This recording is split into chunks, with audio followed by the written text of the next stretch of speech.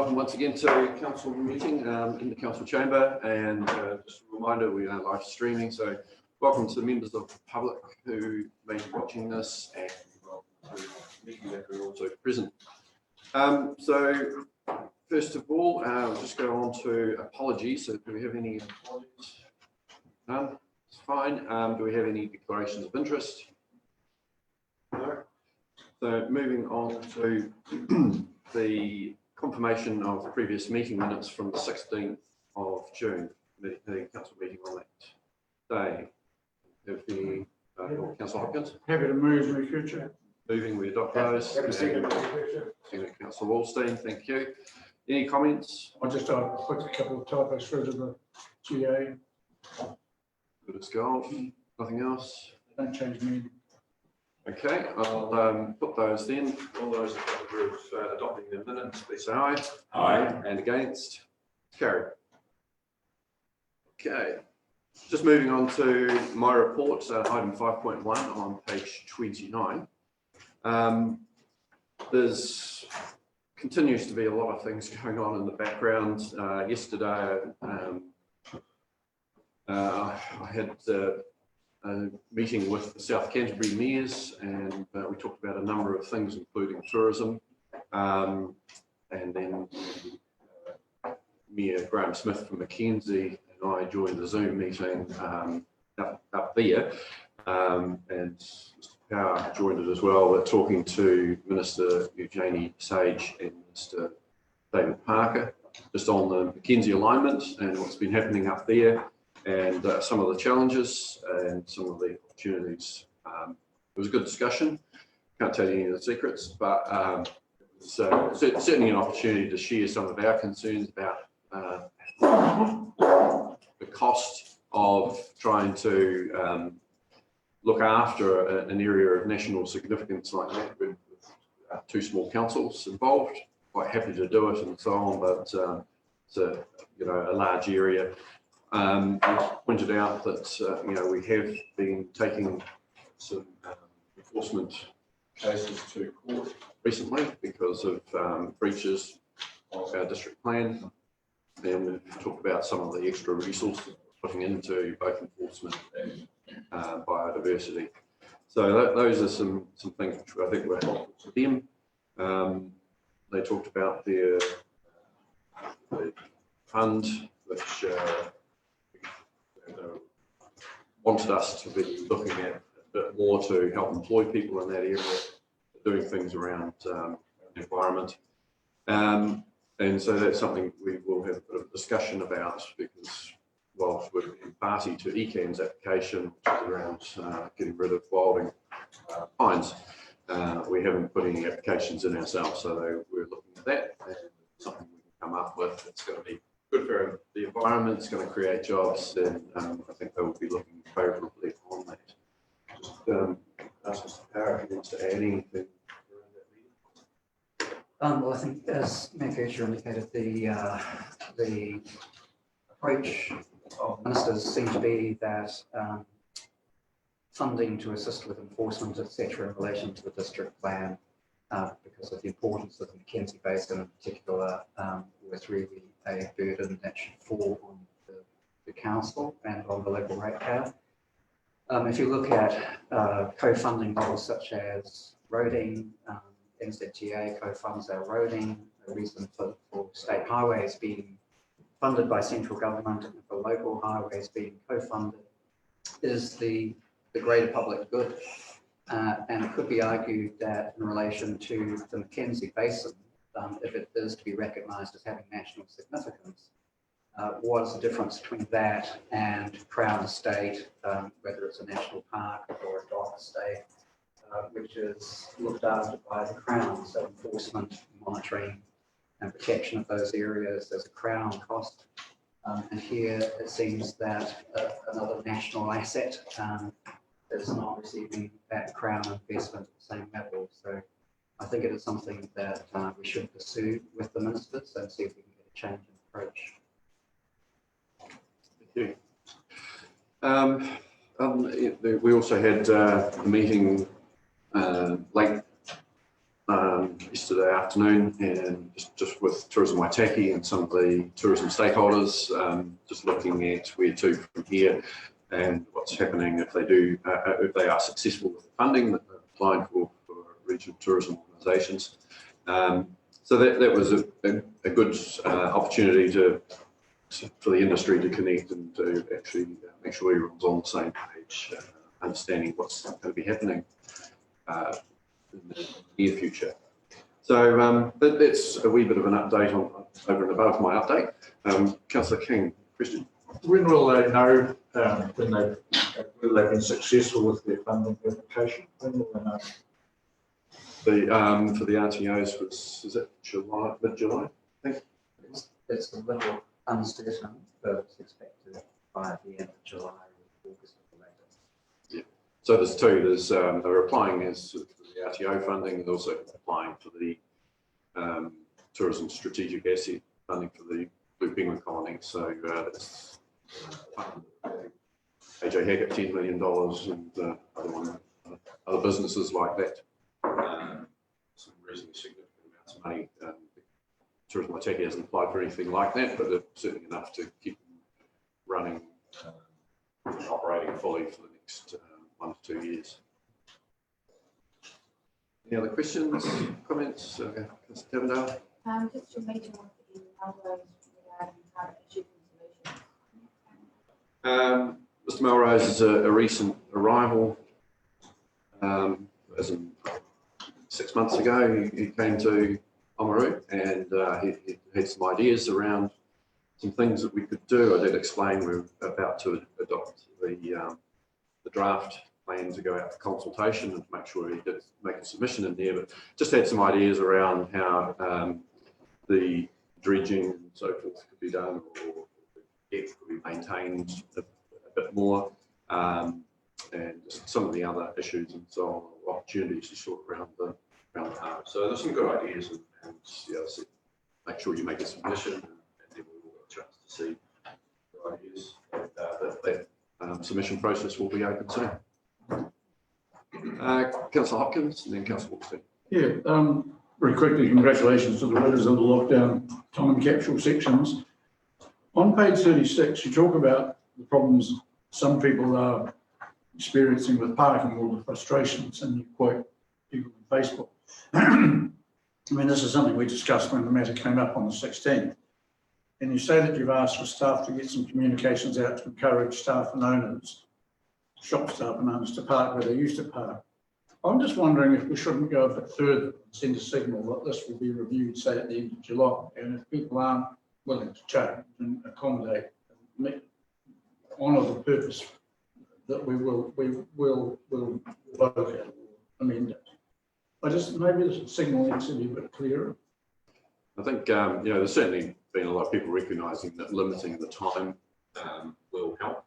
Yes. And that might be something that we do. 30 minutes, 60 minutes, or 2 hours, whatever it might be. But certainly in the main street, that could be an option.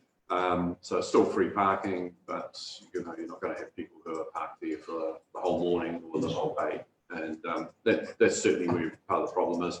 I am very concerned, when people talk about the off-street car parks being full, that at the end of this week, we're going to be opening the aquatics centre. There's going to be demand on the Big Street car park, and that's going to cause greater congestion in that area. So we definitely need to be discussing that, and I don't know whether staff have had any discussions on the scenes. Re-emphasising that. So we definitely need to be thinking about what might need to be put in place.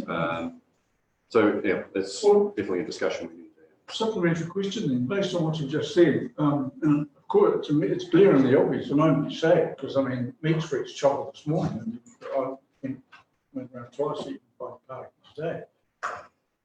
Should we be sending a signal that there may be some changes even in that particular location when the aquatic centre reopens? I think it'd be a good discussion to have a council briefing today, and Power is there, and see if one of the roading team can also join us, just to put in some interim measures. We want the free parking to work. You know, we are hearing good stories from businesses that are, you know, doing good business. They are seeing more people, but it's not, they're not seeing as many people as would be represented by the 4 car parks all the time. So it's a matter of trying to get the balance right and yeah, make sure we are getting that extra stimulus for our local businesses. But yeah, it's hard to, you know, there's been more discussion, more comments come through in the last few days about people, you know, someone who comes to town twice and couldn't park anywhere near where they needed to be, and it's just been home again. Councillor Hallalady. Yeah, just a comment on page 34, just in regards to the YU program. I think it's a really good initiative, and it would be good to develop a Waitaki District employment and education type strategy. So yeah, thank you for including that in the report. Good opportunities. Yeah, it's a great initiative. It's a bit more localism. It's you know, central government can't deliver as well on the ground as what local organisations can, and I think it's a combination really of so much of the good things that we as a community are doing, and to see something like this come forward, it's been good. Councillor Wolfson, sorry. Yeah, that's right. Thank you, Mick. Good. You know, Councillor Hopkins actually stole my thunder, but I still want to make another comment about the free parking. I think it is being abused. You can't. The parks around town are very hard to find, and I think it's quite obvious that, you know, people are parking for long periods of time, the workers and maybe business owners, and it's, to me, it's so counterproductive that they, you know, the council's trying to help them, and they're using that help by either themselves or their staff, their commercial vehicles, taking up the town. So I support Councillor Hopkins' motion or some suggestion that if the situation doesn't improve, that we have to consider whether this does run its full 3-month term, whether it's removed, to make sure the parking is available. We will have that discussion. Absolutely. Councillor Tavendale and then Councillor McDonald. Just to expand a little bit on that, when we made that decision last meeting, we didn't have the full details on not necessarily what the cost would be, but the decision we made, which is keeping in parking activity, we didn't have an understanding of who's paying for that and how many people what that actually means, because I'm quite concerned that we've sheeted the cost right back to our CBD businesses that we're actually trying to help, and that the cost, I just would like us to come back with a bit of understanding of what that actually means, because I'm a little worried that we made a decision without that information, and that information may have an impact on the direction we're discussing, you know, how this might work moving forward. That information. Absolutely. Needs to be part of the discussion as well. Robbie? Thank you, Mayor. Look, just a few things from me, and this has been prompted by your comment about letter to the Prime Minister and Cabinet of the 14th of May, and we still haven't had a reply. And so it then prompted me to think about the urgency that we were asked for shovel-ready projects. We haven't had responses to that. The next one was, there was, we heard today that RTO funding, not now at the end of July. There is urgency with all of these things. And then we had another one called War Memorials and Halls urgent projects that might be ready to go. And I mentioned that at the Kura residents meeting about a week ago, got excited, and then we don't think it'll apply. So I'm really saying to myself is there's a lot of extremely urgency around some of these things that we are being asked to submit on, to put resource into, and yet we don't get the urgency back of the response. Quite frankly, that's appalling from central government. And I want that recorded. Thank you very much. I think it's disappointing and very, very tough on staff who have to do all this work, and we've got limited resources ourselves. For what? That's all I'll say. Thank you. Yeah, it is an ongoing issue, and you know, we're having to throw a whole lot of information together very quickly, and I do really take my hat off to staff how well they have done that so often, and it just keeps coming back to us. And in some cases, you know, even if we just have one more week, it would help us to make sure we're getting our priorities right, and we're actually giving the, putting forward the best options as opposed to having to scramble for what can we think of that's nearly ready to be able to go and then throw the information together. So it's it's an ongoing challenge. I mean, it's great that we've got the opportunities, but smaller councils can struggle with these things because they don't have as many things that they can just the plans aren't always as complete. And so, we run the risk of missing out when other councils are getting the winnings. Well done to Queenstown Lakes District Council for an $85 million project announced the other day. But yeah, I mean, all we want is one of our $15 million projects approved. That would be fantastic. So we'll see how we go. Councillor Helen. I'm just following on from Councillor Grogan's comments. So we able to formally put something through just to follow up? On the letter, yeah. In regards to all the projects that were put through application. Well, I think there's conversations that happen. I'll pass over to Mr. Pound.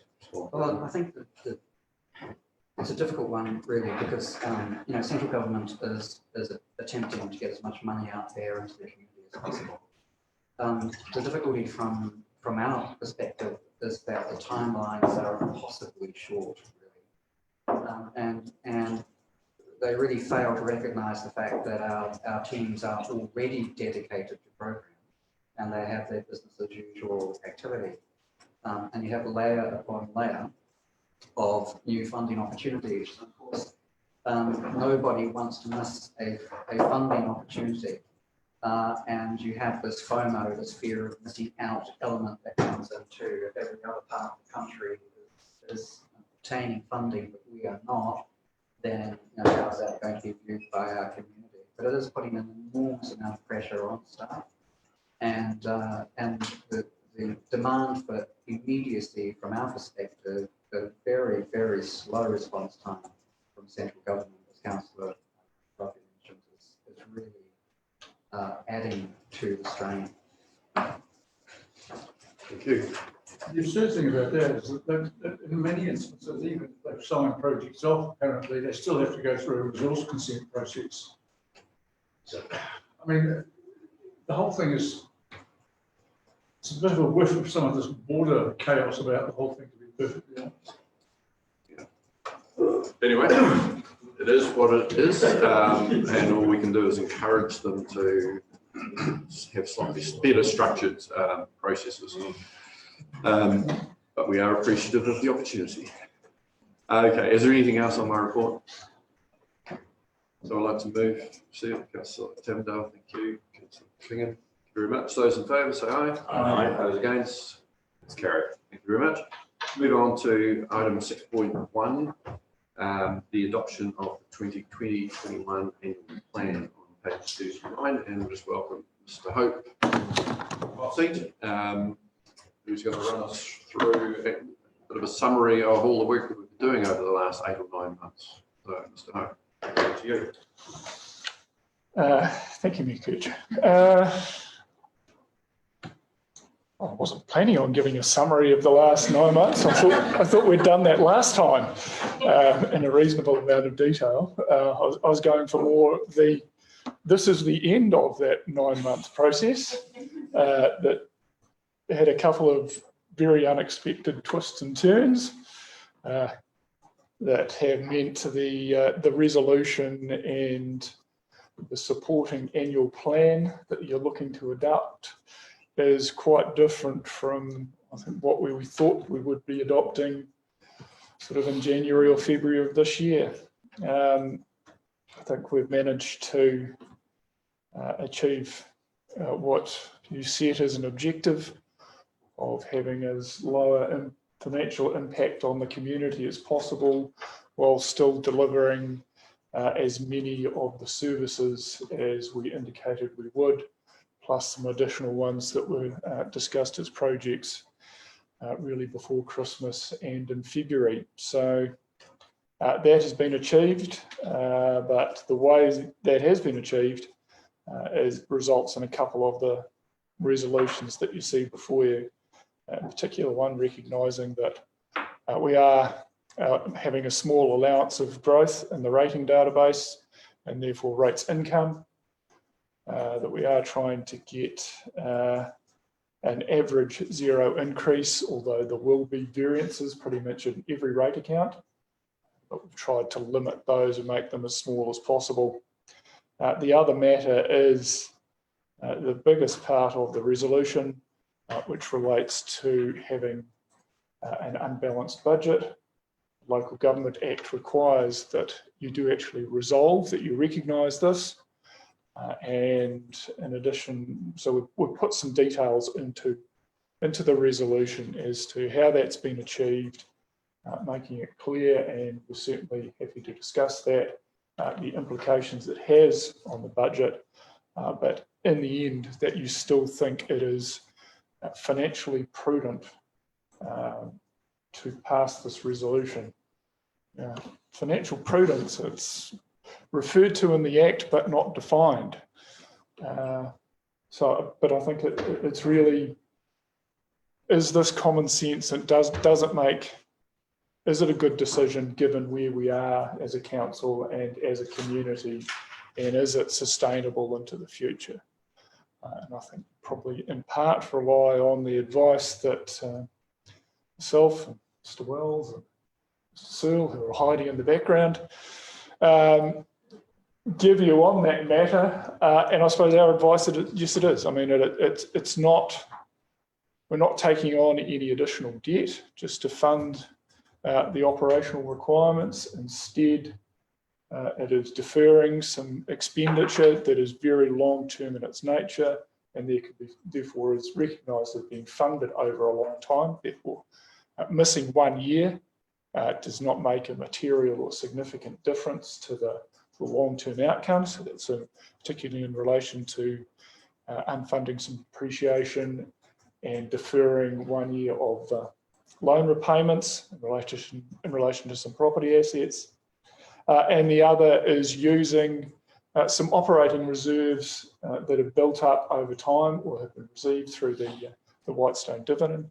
Again, operating reserves are there to fund operating expenditure really in times where there's pressure on the budget. Well, this is that time. So using those reserves seems completely appropriate, and almost it would almost be negligent not to, given what people are facing.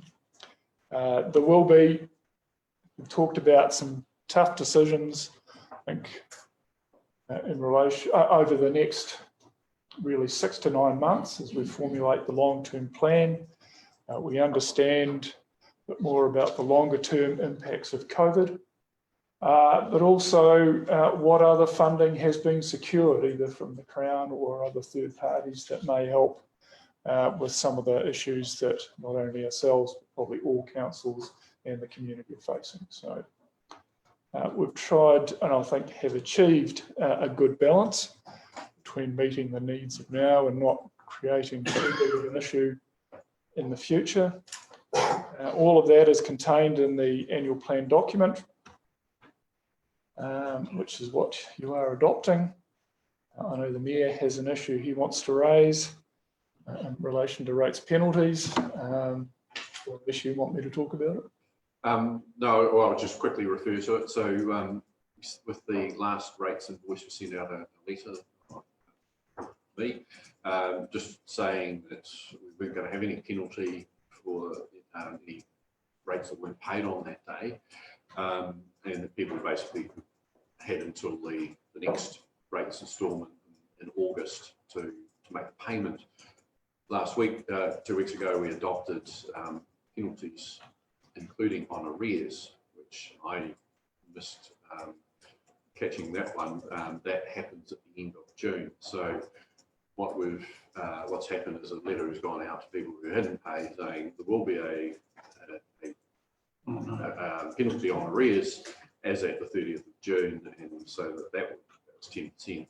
So what we want to do is just fix that and make sure that there is no penalty at that date. That basically people who pay by the end, by the 27th of August will be fine. So that's just a slight alteration to the situation, bit of an unintended consequence, and But yeah, to stay true to what we've told people, we just need to make sure we fix it.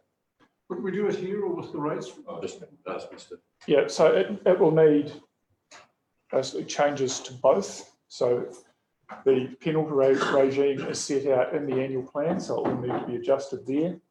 And then it will need to be adjusted in the resolution. So of when we get to the rates resolution, there's some revised wording that will just change one section of it in relation to penalties, but it will impact both parts. You did get some advice on this, and it is completely council's discretion when that penalty is applied. So it is a relatively simple matter just to change that date. And then once you make that resolution, there is a letter waiting to go out to people to acknowledge the conflict and clarify that there won't be any arrears penalties imposed until the 27th. So we did write to all the people that were going to be liable for that penalty. So it's something we do every year, just to make sure that they're aware of it. And it did highlight this issue, I suppose is fortunate. We fielded some phone calls and said it would be resolved today. So that'll go out as pretty much as soon as you pass the resolution. We don't really want to add to people's stress, and it was unintentional, and yeah, just me not reading something quite carefully enough, and just we bit of dissonance there, but it can be resolved and intended achieved. Thanks, Mr. Hope. Councillor Wallstein. Yeah, thank you, Mayor Gurgid. Can I just get Mr. Hope to perhaps clarify so we, I anyway, understand exactly what you're referring to, Paul. In terms of penalty, council discussed that the penalty, people who had arrears from the past that were coming forward would still be liable for penalties. Yep. Only current items. Yep. So which payment are you? So it is the arrears penalty. So usually that's imposed essentially 5 working days into the new financial year. So instead, the wording of the letter said that would be imposed on the 27th of August along with the instalment penalty. So it's just moving that date out by 6 weeks. So they will still be charged a penalty. They'll just be given essentially 6 weeks more to pay. Okay, I understand. Thank you. So yeah, anyone that was just sort of counting on that, they won't receive a penalty, but the people that have had long-term arrears that they're still working through, they will. Okay, any other questions on the reports? Ms. Hopkins? Yeah, well, I'm looking at, well, for the sake of argument, 1C, receive and note the 2021 fees and charges. And are we going to discuss those today at all? Number 4, adopts the attached Waitaki District Council 2021 annual plan. Again, are we going to discuss that? Well, we're adopting those things, so we need to discuss it. I have asked for a comparison on the fees side of things, so we knew what the current fee is versus what's been proposed for the year ahead. But that's not available according to Mr. Power. So, but yeah, is there a concern on any particular ones, or just the fact we don't have those comparisons? No, I have a number of questions about the fees and charges. I mean they're relatively minor. Well, they're not minor. Looking at page 46, we're proposing to charge 30 cents for an A4 copy, and yet at the archive it goes up to $1.50. We're proposing to charge $3.50 for a A4 colour copy, but at the archive it's $5.50. The archive is looking for a non-resident donation of $5, when in theory, I believe, it should be a charge. We've got differential prices for the gallery, or the art for the Foresters' various galleries, basement, side street, first floor and community. And I would ask the question, why on earth are we posing a distinction between local and outside artists? I mean, surely art, in that sense, we want art from other places. We don't want to discourage people exhibiting here. And I would be interested in knowing whether the gallery fees are inclusive of commissions or whether commissions are added? If so, is the charge amended? I query the Opera House post-COVID. I query the charges for instance, the auditorium, $1,840 per performance, $570 for the ink box. If I can just interrupt you, sorry, Councillor. Yeah, sure, okay, right. I mean, there's a lot of elements in there. I expect most of these are following the form that they have been in, and just a quick response probably on photocopy charges. I believe the archive charges are higher because of the time spent actually getting the information to copy, as opposed to someone coming in to the front counter and or them just printing something out. So there is a labour charge. So when you say about you'd like to see, rather than donation, an actual charge, that is reflected in the photocopy charge.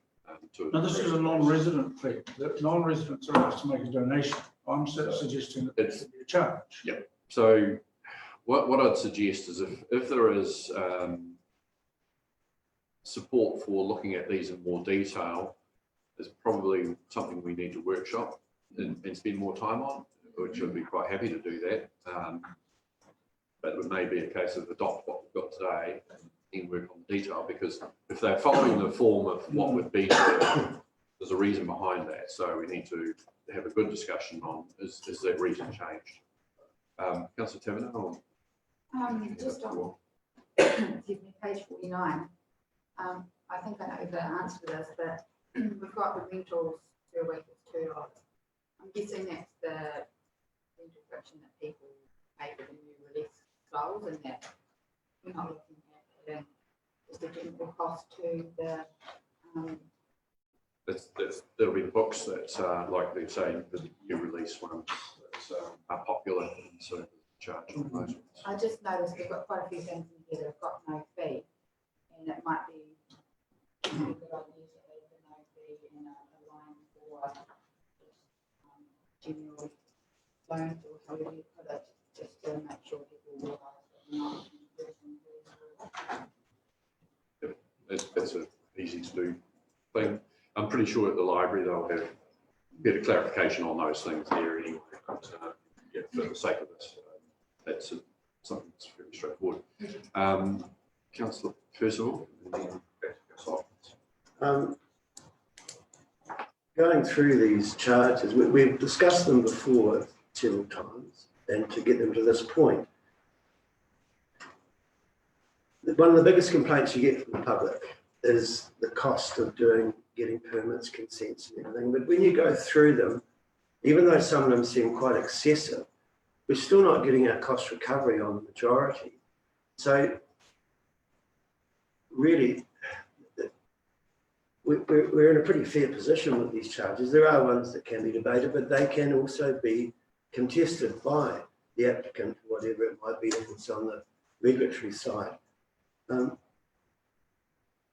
There's only one on page 52 that I have a problem with, and that's the $160 charge for a wedding in the park. I think that's totally unfair. We should be gifting that to the couple, happy couple. Give her the romantic. Do you mind if we hold? I mean, we can make that decision today, but it's probably worth talking to staff about why there is a charge there, and that could be part of that larger discussion we do here. Do you mind holding on that one? No, I'm fine. Okay. I'm just making it. Yeah, no, it's a good point, and I know. I mean, it gets discussed every now and then, but we haven't discussed it for some time. It's worth discussing and help celebrate people's great moments. Councillor Hopkins. Yeah, look, I would be very happy. I was going to suggest that perhaps, or ask if we could perhaps have a workshop, or even put it on the agenda for a committee, because I mean, there are just so many weird anomalies here, differentiating a limb charge for the person who asked for it as an owner or a non-owner. I mean, some of them don't make sense in my view. And post-COVID, they make even less if we're trying to help enable things. So the one thing I would ask is that if we're going to have a workshop, please let's do it sooner rather than later. Can we say, yes, it will happen within the next 6 weeks? Because the difficulty is we had some fees and charges, I think even punted a year ago. We were going to look at them and we never had. So I really would like to actually nail it to the wall this time. We are going to look at them. I mean, if people don't want to come, they can stay away. Yep. Yeah, the next month is difficult, but if we say 6 weeks, yeah, I'm sure we can make that work. The workload that's currently in there.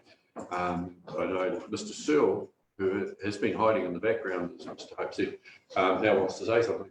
Flying under the radar, Nick. That's what it is. I take everybody's point about fees and charges. I'm just wondering if that, because my understanding is there's very few changes for this particular annual plan round, and that perhaps we schedule as part of the long-term plan workshop process. So what I'm suggesting is that we definitely book that in, but it's highly unlikely to be within the next 6 to 8 weeks.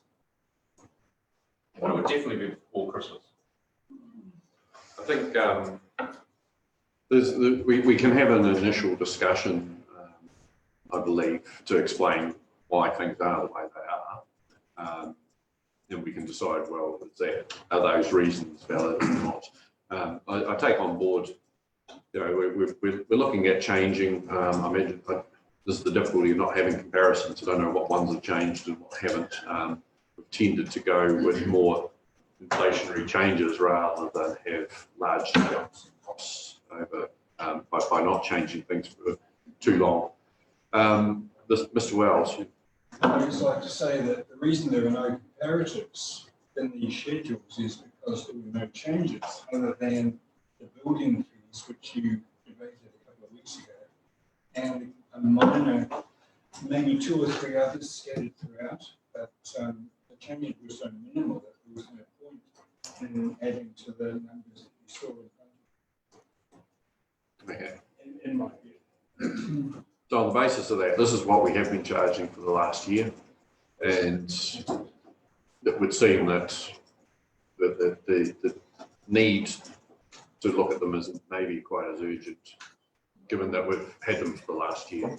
And as Mr. Searle has made the point, it is very much a discussion we need to have for the long-term plan, so that we understand reasons behind charges. And some of them, you know, you've been told charge, you know, the reason why limits are cheaper for residents than non-residents of a particular property. But yeah, it's something that it's good background for everyone to have that understanding and to make a change if that's what they decide needs to happen. So we'll look at it as part of the corporate planning sessions that we have, and as to when to schedule that meeting, we'll try and get it sooner rather than later. But if it's going to be too difficult to do in the next 6 weeks, then yeah, it might just have to be outside of that. But yeah, if I can just give an assurance, let's schedule it as soon as we can, fitting in everything else that we've got to do. It is a busy time for a lot of for us, and particularly for staff this next while as we go through things like council mark and so on. So we'll see how that fits into the schedule. Okay, Councillor McRoby. Look, it's pleasing to see, Chair, that the boat ramp fees have been reduced by $10 a ticket. Might not sound a lot, but it does replace the inability to use the ramps around the lakes for that 2 to 2.5 month period. So well done for acknowledging that. And I know that people around the area and the Aruri will be pleased to see that might change in the future. We understand that too, but it's pleasing to acknowledge that. Certainly, that was a change that was made in response to the lack of access over that period of time. Councillor Holding. For the workshop coming up, I'd still like to note on the building warrant of fitness, even though it's the nominal amount of $75, that there's still a perception from commercial property owners who are paid to get an external contractor to get their warrant of fitness. They feel that it's almost a double charge for our filing fee. Right. Another good point to discuss, and reasons to be given, whether they're accepted or not.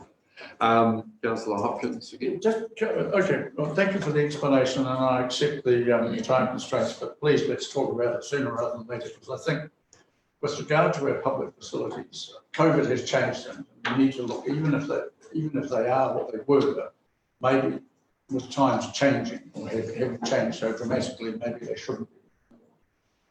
Just turning to the annual plan, if we want to raise matters of content, and I want to raise a couple, I would challenge the Chief Executive's assessment of the purpose of the Mackenzie Basin Alignment Program. But the other really big fundamental thing I would ask Paul and Mr. Hope and others is whether the material on page 51 about rates postponements, does that have any impact on our relief package post-COVID? I'm wondering if any of the things there need to be changed, like the requirement that you can't have a mortgage and that you have to have owned the property for 5 years or more and that you can't own any other properties in this district or any others. Are any of those things germane to the sort of general intention to help people, deal with the COVID situation and economic consequences for them? Thanks, Councillor Hopkins, and through you, Chair. I think the short answer is no, Okay. because the desire, well, my understanding of the desire of council was to come up with a postponement policy over the next 3 to 4 months. Council can adopt a postponement policy at any time and Right. Okay. Essentially allow people to take advantage of it once it has been resolved. My advice at the time was not to really touch the postponement policy as it was, because we just didn't have time to come up with something that was sound and would meet everybody's needs, especially as it could be adopted later on. So that's a piece of work that will be undertaken, and in the meantime, we have included the piece that was required, which was the delegation to the Chief Executive and myself to be a bit more generous with penalties as people entered into payment arrangements, which is the first step. Postponement would be of essentially this year's rates, so it's not really needed until the end of this rating year, because we can address matters with the penalty of remissions and payment arrangements, and then if it's more serious than that, then they'll start postponing their 2021 rates. Very quickly, because we are really running behind. No, that's fine. Well, very quickly, I'll leave it there.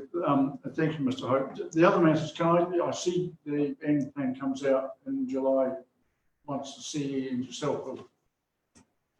Yeah, if there's minor changes, no, that's fine. let us know after the. Yes, I will. And we can consider whether they should be changed or not. Yep. No, thank you. Is there anything else on this agenda item? Someone to move? Councillor Hopkins? Yes, but with one very small change, which I have discussed with Mr. Hope, 3A, I'm just moving the words operating revenues will not be at a level sufficient, etc., because it is talking about funds for the whole financial year. And the use of the future tense occurs elsewhere in that section A. Mr. Hope is comfortable with that and was happy for me to make that amendment, so I'm moving this accordingly. Yeah, Councillor Milmine. Any discussion on it? Put it. Those in favour say aye. Aye. Those against, it's carried. And thank you to everyone for all the work that's gone into that. Now, for the make sure that we still charge rates legally, we'll go on to 6.2, resolution to set the rates on page 71, and just a quick intro to Mr. Hope on that one. Very quick. So this really just reflects what is contained in the annual plan.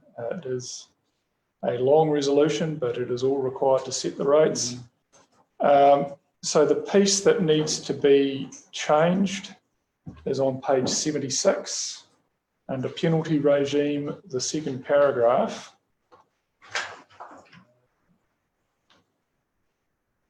Ainsley, can you read that out? Or the mayor? So as authorised, so it's got strikeouts, so I'll just make sure, try and get the right bits.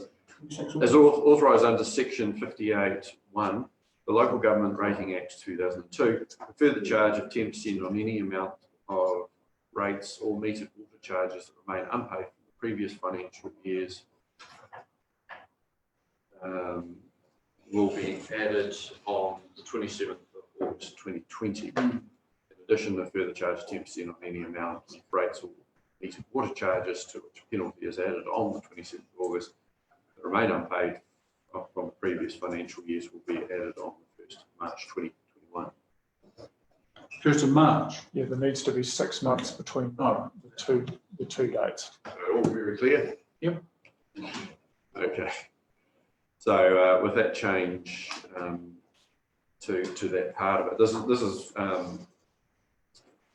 always the longest resolution we ever make in council. It goes on for pages and pages, but everything is noted and correct, so that we're legally able to do what we do around charging rates, etc.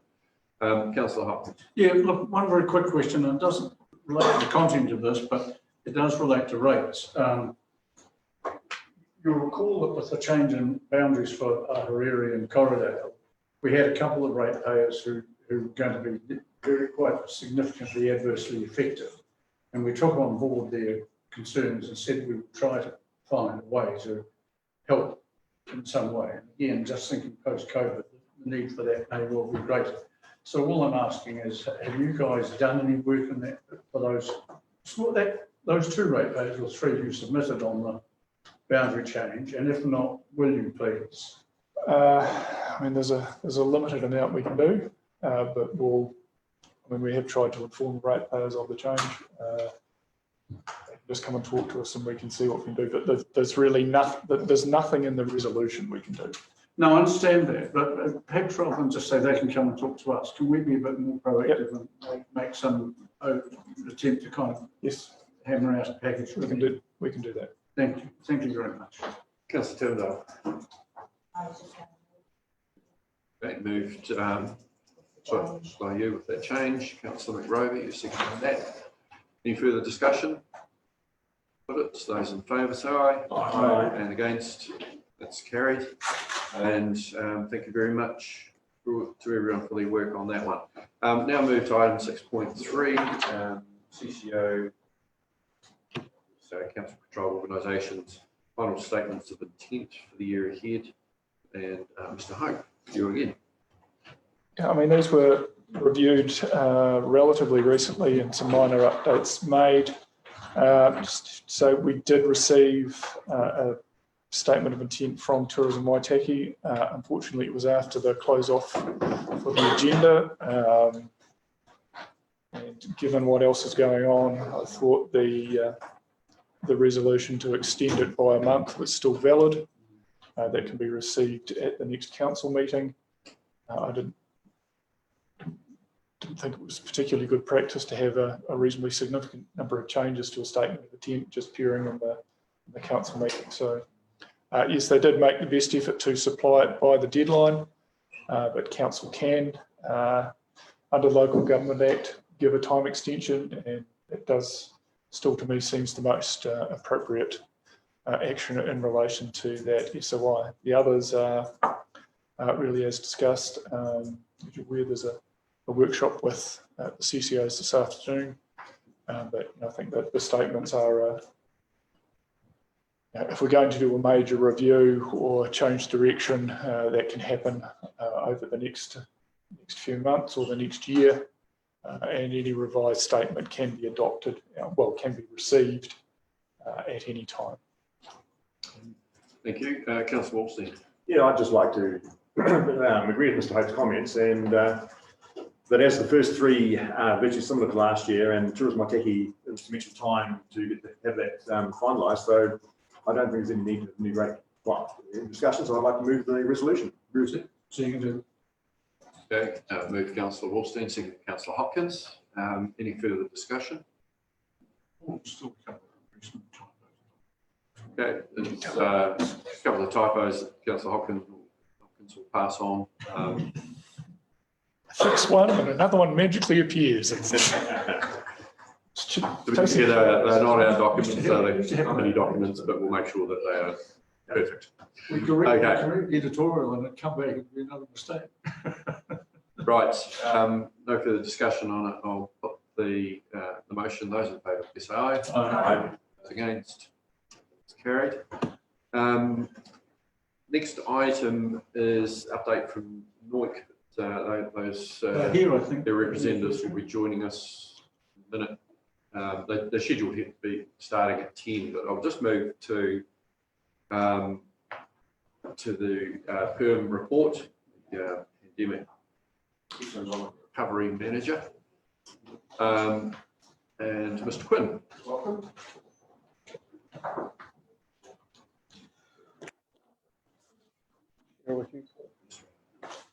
We're doing Needham Street. Needham Street. 6.4 chair. Sorry, Sorry, I have missed one. I ticked the wrong one. I was moving past, so I will untick that. We will have the PERM shortly. Thank you. So item 6.4 on page 103, road stopping, track up Mount Everest, basically, extension of Nairn Street that's never been formed. So are you talking to it? Yes, so Mr. Jorgensen asked me to speak on this one.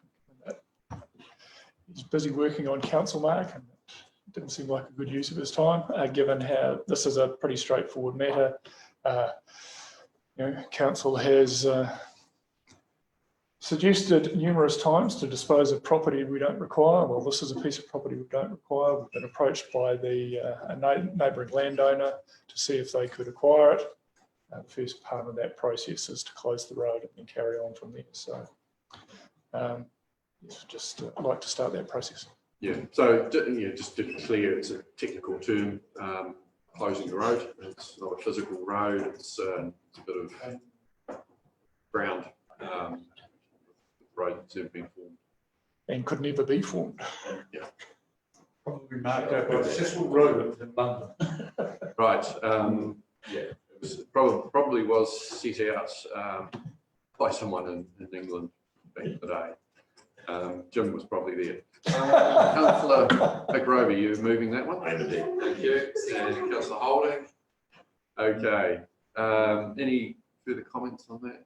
Councillor Wallstein. Yeah, thank you, Nick. And just a question, just looking at the map, Mr. Hope, the road actually borders probably 4 different properties. There's 2 sections on the south side and a section that looks like some rural land on the northern side.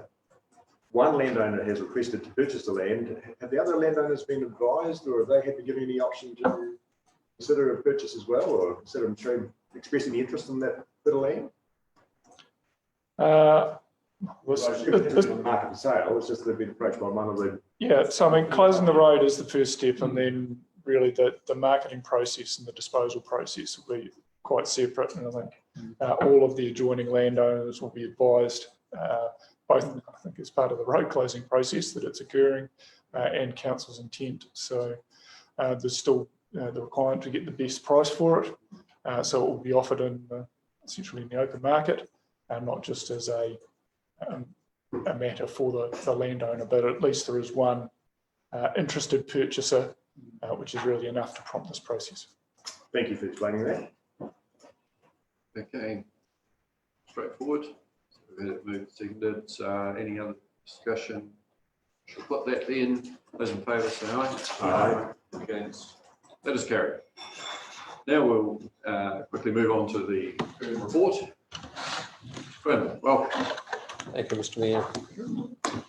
I understand why there was confused looks before. So it's page 113.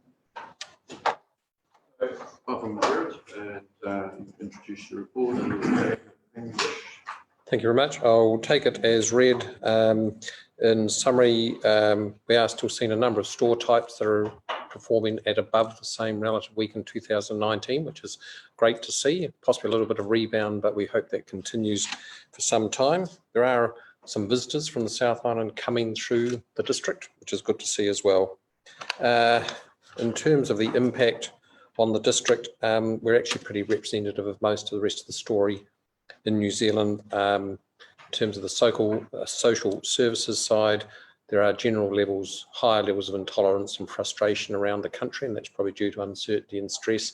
And we are seeing some of that reported in the request for social services in the district. We have had an increase in job seeker support numbers, and notably a lot of younger people are joining those numbers. So there are jobs around this district, which is good. So the barriers at the moment seem to be at both ends of the scale.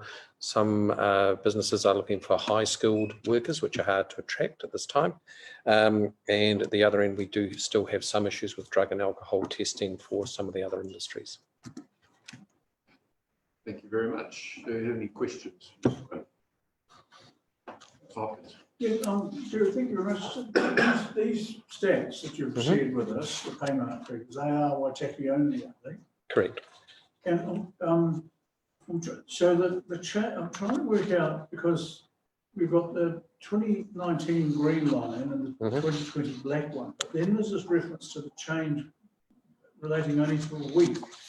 Yes, the way the data is supplied by Paymark, they compare the week that's just been, last week. Yes.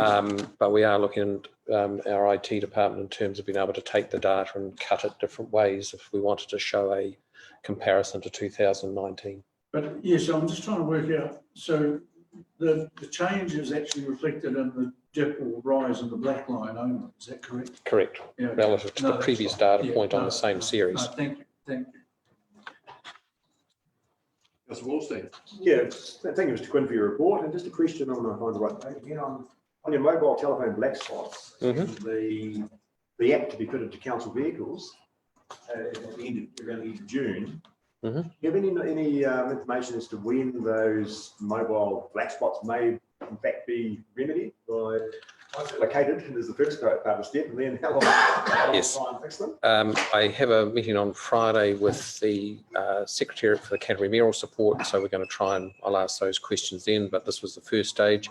And I'm also inquiring with the Otago Regional Council whether they'd like to consider coming into that as well, because it's important, because part of the region is obviously in their, part of the district is in their region. Good luck. Thank you. Thank you.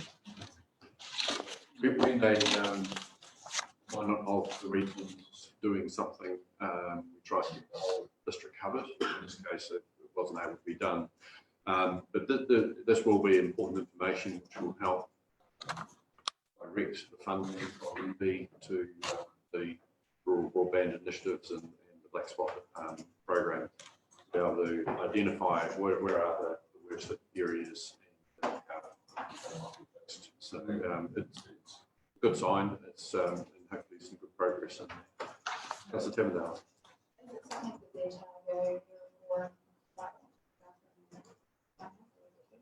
Yeah, I'll certainly be taking it to them as well. And, assist with that, I'm sure.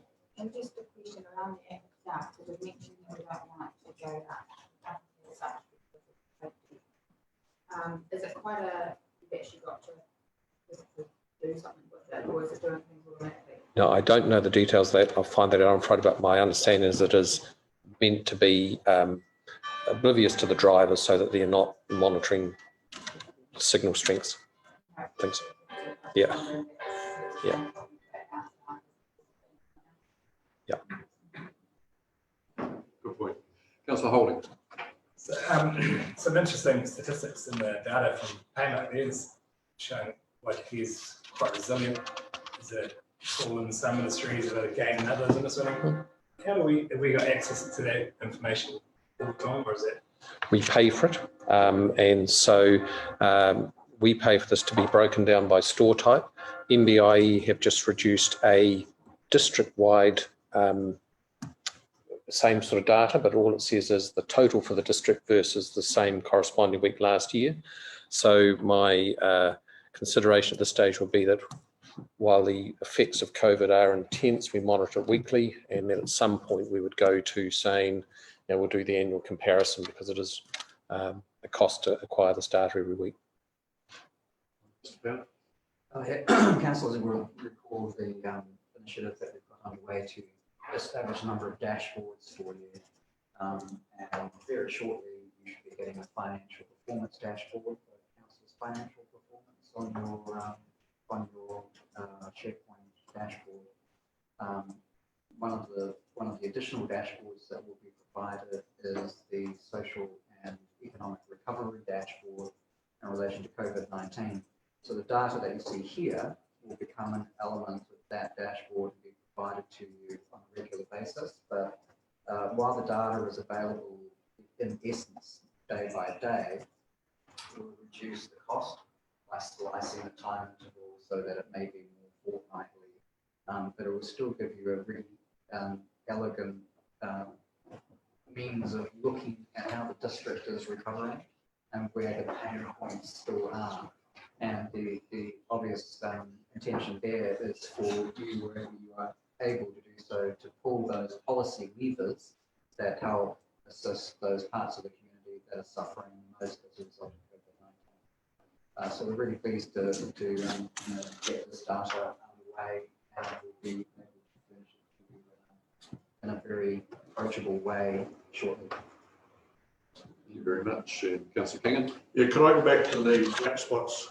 Thanks, Jared. I think I'd like to take this a step further than just the road. We've still got quite a bit of our district that hasn't got coverage, and so for safety on farms and just general business development, I think we need better coverage over our whole district. I'd like for that to be looked at. Maybe this is a really good time to do it, just to find out, and I don't have evidence, but I do have occasions when I can't get hold of people because they have the spots that they're in at that point. So I'd like to just develop people further. It's a really good chance to do so. I agree, Councillor King, and I think it's one of those things that we should look at in terms of the response and recovery to COVID. Is digital infrastructure has proved to be so important to keep us going during this time. So for both an economic sense and also a safety sense and coverage. And obviously mobile coverage is part of that digital infrastructure.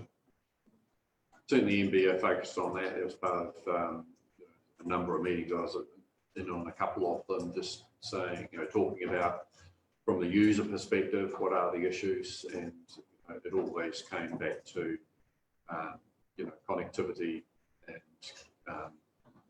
both of data and of phones, in particularly our rural areas.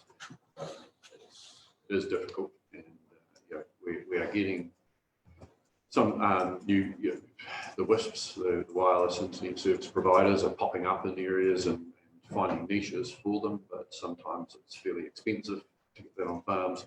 So it's trying to get MB very focused on how do we get better rural coverage overall, because that's so important. When I worked in Papua New Guinea, I had better coverage there than what I have here.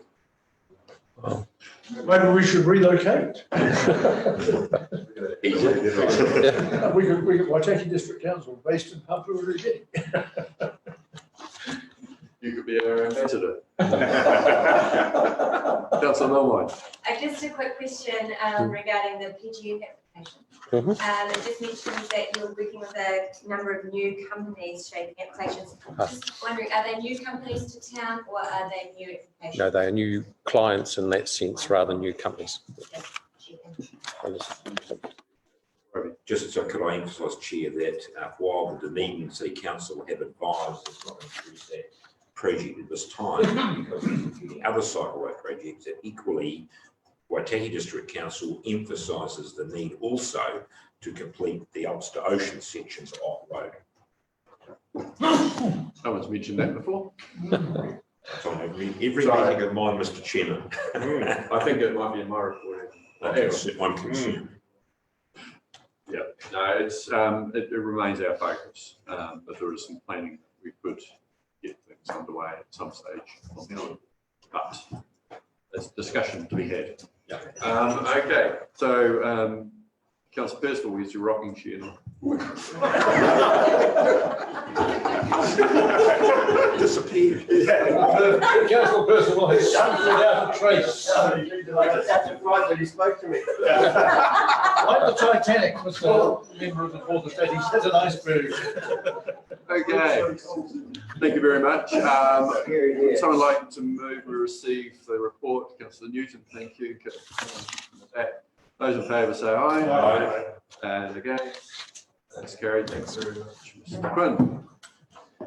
We now have a couple of representatives from Waitaki Irrigation Company to speak with us. Mr. Hope gets them in. Just move to, so it's item 7.1, page 107.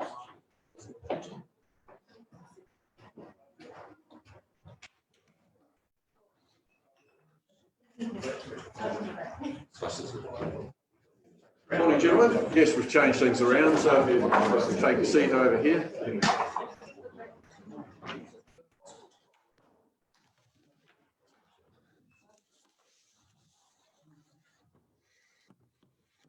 Right, so I just welcome Waitaki Irrigation Company. So Matt Ross, welcome along. Thank you. Morning, councillors and Mayor Kircher.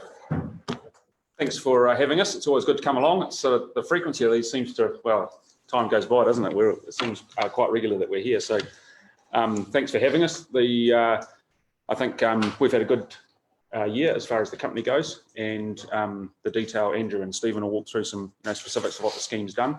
I just wanted to acknowledge this morning, this is the first time we've actually met you and seen you face to face since our last Zoom conversation in regards to the loan and what have you.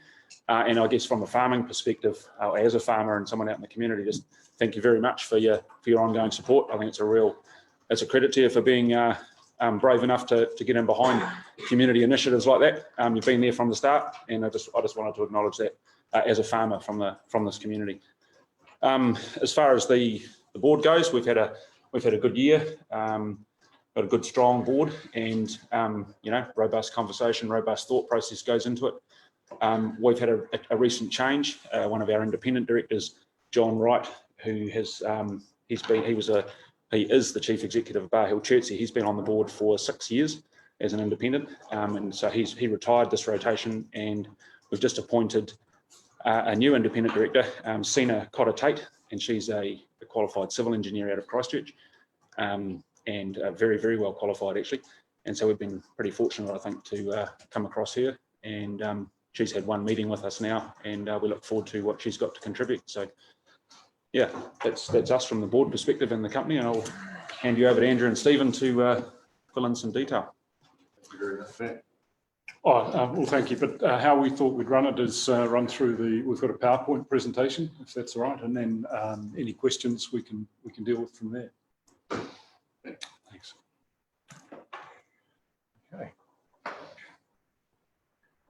Okay, well, good morning, everybody. So the highlights for the year are that the irrigation volume that was delivered was 38 million litres, cubic metres of water. So that's the third highest volume the scheme has delivered in its history. The company had a good season. We performed reliably and continuously. We weren't disrupted by COVID, and we were able to continue that service and delivery to our farmers. There was also good evidence of continued environmental improvement on farm, and that's something we're especially proud of. And the new Waitaki District Council loan, as has been mentioned, but it's a valuable step forward for the company in terms of its development and its capital structure. So here is the graph of our irrigation demand over the season. The green shaded area is everywhere we've been in the past, and as you can see, you can go from very low levels of demand to very high levels of demand, and you get everything in between. So variability and inconsistency is our normal pattern of responding to the needs of the environment and irrigation on farm. And this season was unusual, like every season is. So We had a wet spring in October, so demand in the spring was very low. But then when the summer came, we had a sustained summer of continuous hot, dry, windy weather, and the scheme was running 24/7, day in, day out. Farmers were working nights and weekends as were scheme operators to maintain, record levels of daily delivery to farmers right throughout that summer period. And then we got to the autumn, and you'll see there in March, our demand was above average as well. So it was, as is normal, an unusual season. Over this period, the scheme was reliable. We had less challenges and issues than we thought we were going to have, and that's always pleasing because we don't want to interrupt supply to farmers. And we had better reliability performance than we reported to you last year. But in behind the scenes, we continue to work on our business as usual is to continue our performance. And that means improving our asset management, looking after our systems, making sure those systems are giving us good information so we can plan our asset management, which helps us optimise the costs to keep our system reliable into the future. We did a lot of work on that in the summer. We did. We hired experts. We improved our systems that gather and capture data, and to develop our asset management. So a key strategy for NOIC is to meet all our statutory and social obligations for looking after the environment, and we continue to work really hard on this. So we drive change with each farmer so that there are good environmental outcomes at the catchment level. The primary tool for this is our externally audited environmental farm plans, and we aim to, this is external scrutiny of on-farm performance against a measured set of standards, and we had a really high pass mark this year of 97%. There was a new initiative this year of supporting farmers with critical source area projects.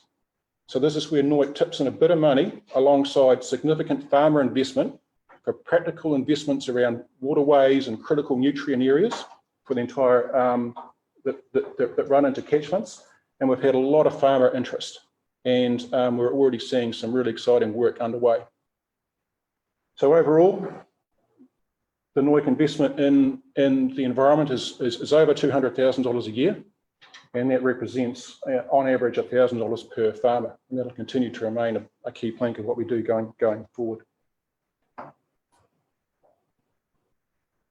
During the year, we sold 265 shares, and this now takes the utilisation of total NOIC infrastructure up to 87%.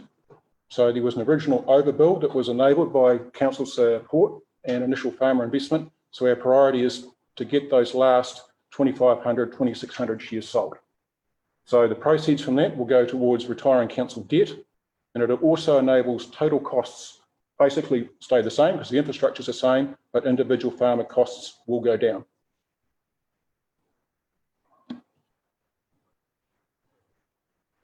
Financially, the company had a good year. So total costs were within budget. We control our costs with a lot of discipline, but we also had a pleasing level of faults, lower level of faults, which meant less unbudgeted costs. So that's a good solid place to be. Looking ahead, we are budgeting to hold our charges flat. We don't want to put any demands on farmers that aren't, timely, and it's a key priority for us to hold costs there. But at the same time, we're conservative. We've got good levels of cash reserves to cover any contingencies or any little whoopsies along the way.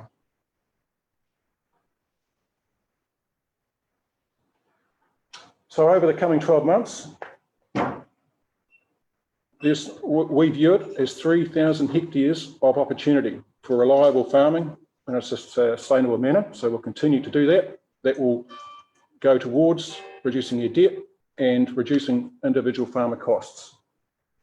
Asset management, we will want to work collaboratively with partners who can bring expertise and scale to what we're doing. So we're always improving the management and efficiency of our infrastructure. As part of, being a good part of the community and, in line with national priorities, we'll continue to work on developing our environmental program, our initiatives, how we work with individual farmers, and facilitating and supporting improvements with every farmer across the whole catchment there in the NOIC scheme.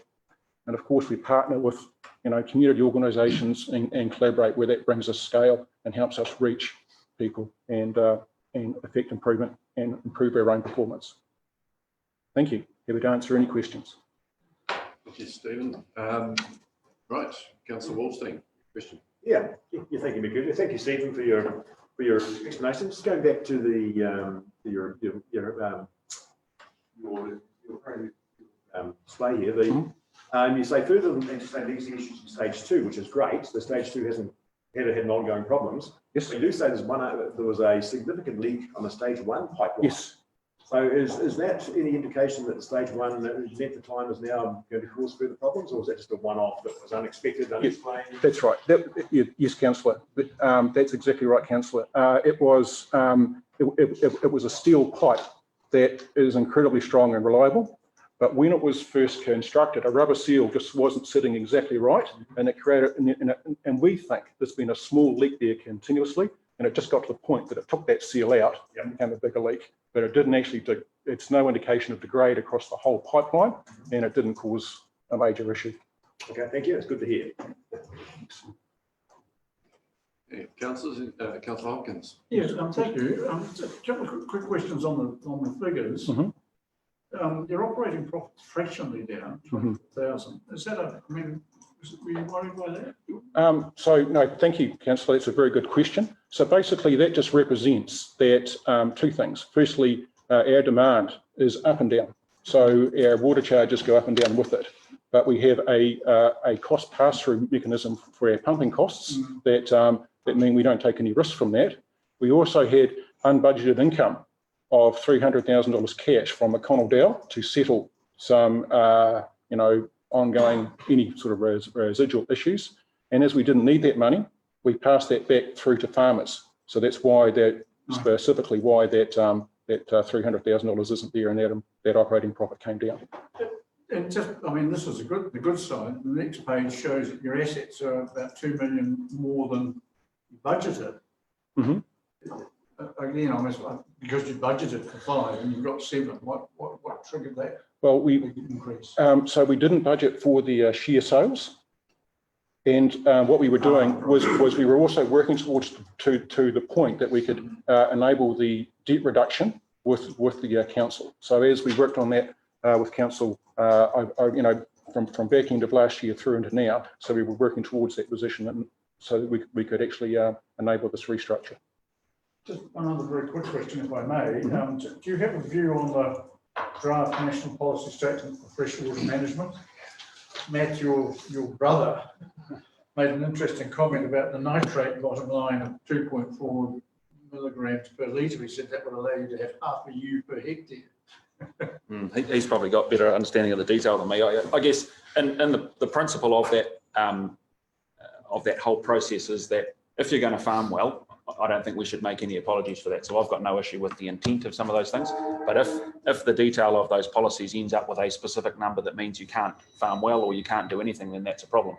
And I think all the different organisations, the industry good organisations, are working their way through that at the moment. And for our area here, it's a little bit different because we were absent some specific direction from ORC. ORC's got some intent, but it hasn't got specific. If you compare it to Canterbury, for example, we've got sub-regional processes and plans, which I'm more familiar with from my time on zone committee. So there's some defined parameters within which you can operate, and that's actually reasonably straightforward. There's nothing in that's, in the South Canterbury zone that is an impediment to farming. You can get on. If you're going to do a good job, you'll be fine. Here, because we're absent that bit with the regional council, it's a bit unknown, and so I don't know. It's a watch this space time. The suggestion is that if these rules or standards are applied, nothing apparently in the whole Ecan area, including South Canterbury, could continue. Would be able to operate because the standards are so much different. They have retracted from specific measures on nitrates and phosphorus for the moment. That's not to say that they won't revisit those, but there are none. One of the things I suppose in the North Otago catchment is that the soil types mean that the leaching nature of soils, which is evident in Canterbury, creates more of a problem for those sorts of dissolved inorganic nitrate measures than they do for us in this area. But to pick up Matt's point, you know, overall, our farming practices in this specific area and our shareholders in particular are of a very high standard. 97% pass rate, fantastic. Yeah, and that's up from 86. So I mean, it's, you know, that's a confidence builder as far as knowing we've got improvement. There's still stuff to work on all the same. You know, it's not a number to sit on our laurels with. You know, not at all. No, and in fact, you know, with each year, we continue to lift the bar in terms of the farm environment plan that is subsequently audited. So it gets increasingly difficult. The reason we do that is that we're trying to prepare our farmers for the world that's coming at them from an environmental compliance point of view. Councillor Tavendale. Just expanding a bit on the environment plans and the really good pass rates we've got at the moment. The ones that don't meet that pass rate, obviously they've got time frames. Do you take things, or do you need to take things further if you get out meeting those requirements? Yep, we do. We're very assertive when it comes to that. So last year, for instance, we had a farm that achieved a C grade, and C grade for us is a fail. And so what we do is we implement an action plan for that farm, and in this particular case, it was to do with effluent storage. And so the farmer ultimately had to invest and build effluent storage capability that simply wasn't there, and potentially under threat that if it didn't happen, we would restrict the availability of water. We have that right. We don't choose to use it.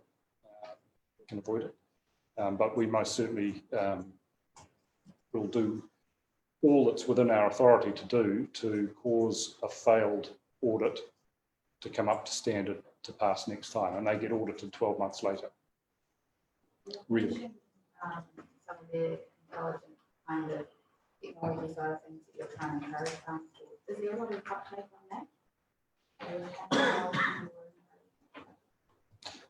that? Well, yeah, there is. I mean, what we're trying to achieve is, you know, intelligent irrigation, or, you know, and use of deficit irrigation practices, so that, you know, the choice to irrigate on a given day on a particular piece of farm is done is evidential based. And so you will appreciate that there's a spectrum of approach to that amongst the farming community, and the very good farmers are acutely aware, and they have tools that tell them exactly what their moisture status is and what the demand requirement for the dry matter on the pasture is, and will irrigate accordingly. And then there are others who see their neighbours irrigating, so they just turn the thing on.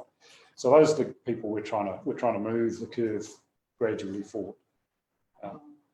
I think we have come a long way. We put a lot of effort into it. You know, our environmental manager spends an awful lot of time on farm, one-on-one education. So it is an absolute pillar of the company and our business, and one that you know, we make no apology for at all. Thank you very much, Councillor Wallstein. Yeah, I'd just like to thank the gentlemen for their presentation. I'd like to move the recommendation.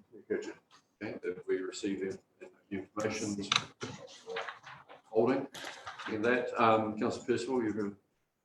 Yeah, I've got a question. This person based in you have interest. All your pumps and working infrastructure, are they meeting the expectations as far as their lifetime and wear and tear, considering the water that you're pumping out of the Waitaki content? And is it everything up to scratch there, or are you finding it you're getting more wear than you expected? Well, we had, I think, I'm not sure if it was mentioned in here, but we had an issue with two of the motors in our primary pump station at the end of last year, where they failed. One of them failed, and the other was showing similar signs of wear well ahead of their design life expectancy. And we've replaced both of those. One will be in situ and operating by sort of August September, and the other will be nearer toward the end of the year. Now, these are big motors. I guess, as with anything, you learn as you go along, and there were features of the design of those two motors which were not repeated in the subsequent 6 motors that represent the balance of PS1 and PS2. There were design characteristics of those, and there were operating conditions in the early stages of the scheme which we've learned from and we don't operate that way. They relate to the sequence or frequency of stop-start, etc. And so we were disappointed to find that those 2 big motors failed to achieve their anticipated design life. We've learned an awful lot from that, and but the rest of the scheme we've had no issues with. That would affect the uniqueness of what you actually coming out of it. Other than the fact that you wouldn't have any comparisons to make other schemes. There were none. No, there were none. So, you know, it was with, you know, best evidence and best endeavour that the original designs were done. A lot of those designs too, from a farming point of view and practicality, if you go back to, you know, like Stephen's graph that shows all the curves, a lot of the design life for a specific, say, big kit like that, it's designed for when it's in its optimum running time, which is in the peak. So when it's all up and running and ticking along and doing its thing, it's like driving your car down the road in 5th or 6th or 8th at 100 kilometres an hour and 2,000 revs. What it doesn't cater for very well is that shoulder season when farmer A or B rings up and says, I want 30 litres a second. And you've got this big kit capable of, it's that first 10 kilometre hour, you know, to your car analogy, the on, off.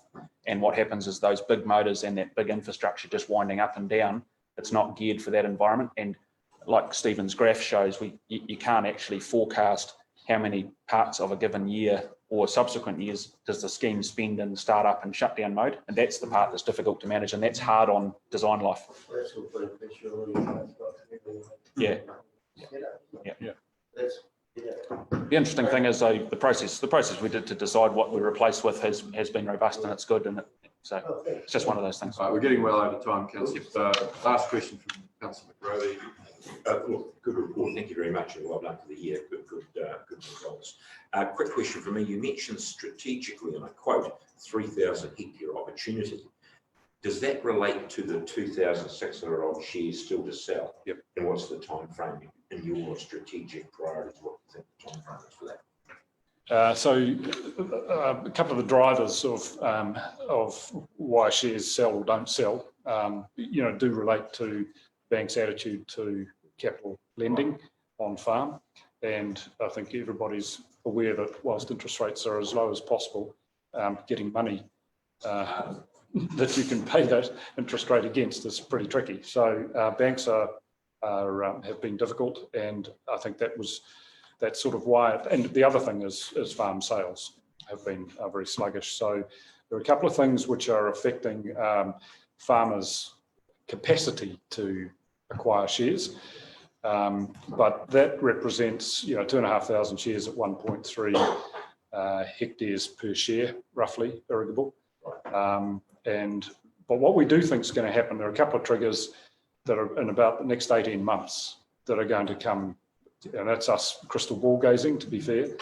But we think the banks and other characteristics in the market, macro factors, are going to come together to see a surge in the sale of that balance of shares. The question was related to the debt repayment that you mentioned. So yeah, that's good. Thank you. Also, our debt, our debt obligations are 100% covered.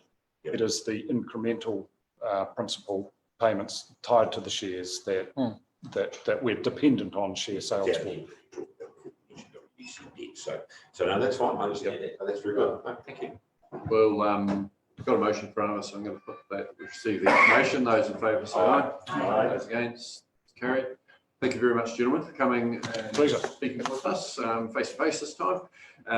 So very much appreciate what you're doing out there, and you know, looking at that graph on water usage. You know, I mean, that really represents productivity on our land. You know, good weather combined with water, and you know, production goes up. So thank you very much for what you're doing in our economy, and keep up the good work. And you're welcome to join us morning too if you want to as well. It's kind of you. Thank you. Thank you. Thanks very much. With that, we'll break for morning tea, councillors, and this marks the end of the live stream.